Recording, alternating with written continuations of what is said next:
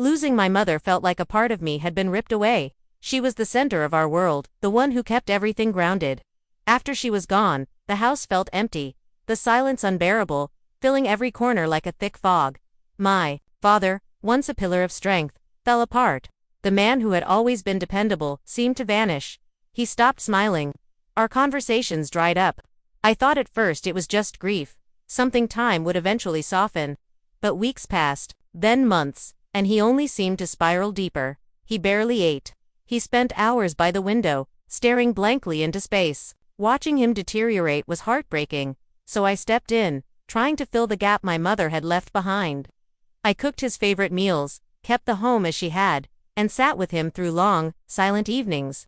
I convinced myself I was helping, that I was keeping us afloat, but something started to shift. At first, it was subtle. He wanted me near constantly, asked me to stay longer, hold his hand more often. I chalked it up to needing comfort, to not wanting to be alone. Then one night, I found him watching an old home video. My mother's laughter echoed through the room. He smiled briefly, but when he turned to me, something in his expression changed.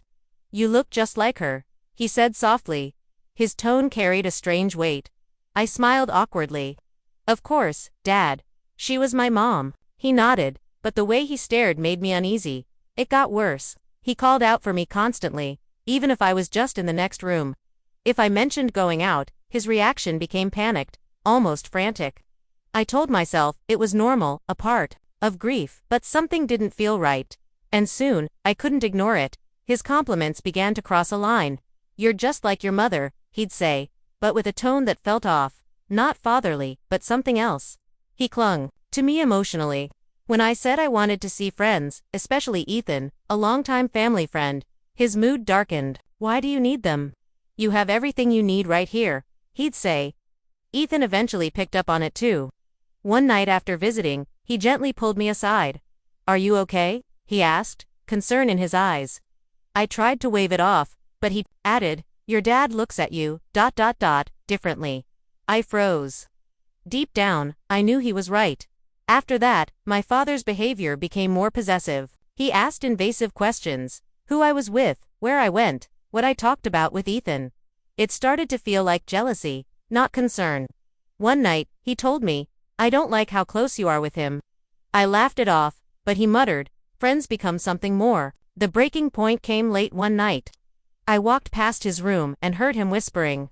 I assumed he was talking to my mom's memory again. He did that sometimes.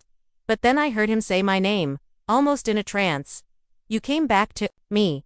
My blood ran cold. I couldn't deny it anymore. This wasn't just grief. It was something much darker. The next evening, as I cleared the dinner table, he touched my hand. "You take such good care of me," he said gently. Just like she did. I pulled away, trying to keep calm. "You should get some rest, Dad." His gaze lingered. "You don't have to call me that. If you don't want to." My heart dropped. I said I needed some time away. "You're leaving me?" he asked, his voice shaking. "I just need space," I replied. Suddenly, my phone buzzed, a message from Ethan. "Are you okay?" That was all I needed. I rushed for the door. My father's voice called after me, sharp and rising. I didn't look back. I flung the door open, and there stood Ethan, concern etched into his face. Before I could say a word, my father appeared behind me. "This doesn't concern you," he growled. Ethan didn't flinch. "Come with me," he said simply, holding out his hand. I took it. My father didn't stop me.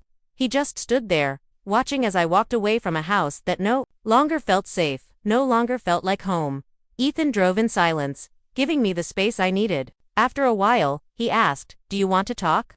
I shook my head, tears in my eyes. "I don't even know where to begin." He replied quietly, "You don't have to. Just know you're not alone." That night, he took me to his sister's house, a place that had always been warm, but now felt like a haven. I barely spoke for days.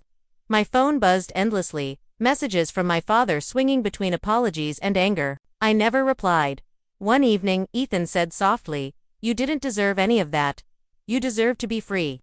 His words shattered something inside me. "I thought I was helping," I whispered. He shook his head gently.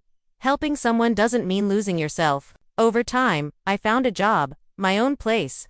Slowly, the weight I'd carried began to lift. My father reached out a few more times, but I knew I couldn't go back.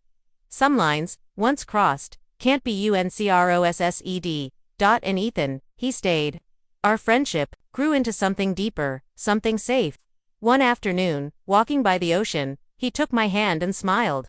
"You're free now, aren't you?" I nodded, feeling the breeze on my skin, the weight finally gone. "Yes," I whispered. "I am."